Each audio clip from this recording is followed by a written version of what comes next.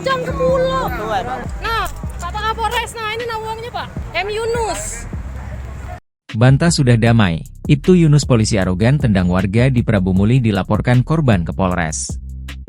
Keluarga Jauhari, korban yang ditendang oknum polisi Polres Prabu Mulih melaporkan Ibtu M. Yunus ke Polres atas kasus penganiayaan. Hal ini diungkap Rini, anak korban saat dikonfirmasi Tribun Sumsel lewat akun sosial medianya. Rini mengatakan bahwa pihaknya telah melaporkan Ibtu Yunus ke Polres Prabu Mulih atas kasus penganiayaan terhadap ayahnya, Jauhari. Sementara mengenai pencopotan jabatan Ibtu Yunus, Rini menyebutkan hal itu sudah sesuai dengan kode etik pihak kepolisian.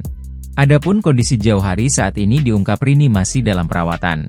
Sebelumnya, anak Jauhari juga membantah soal adanya perdamaian dengan Ibtu Yunus.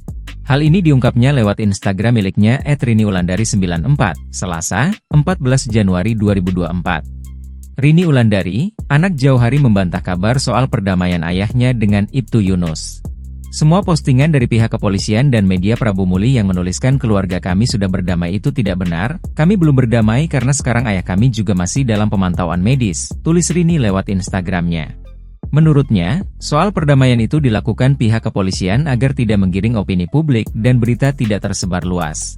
Itu semua dilakukan oleh pihak kepolisian untuk menggiring opini publik supaya beritanya tidak tersebar luar dan mencemarkan nama baik kepolisian, padahal di video sudah jelas polisi tersebut melakukan penganiayaan terhadap Bapak Jauhari, terangnya.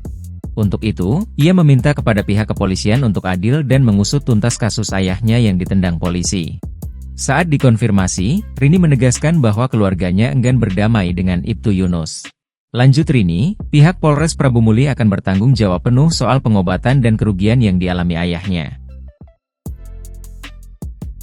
Download Tribun X sekarang, menghadirkan lokal menjadi Indonesia.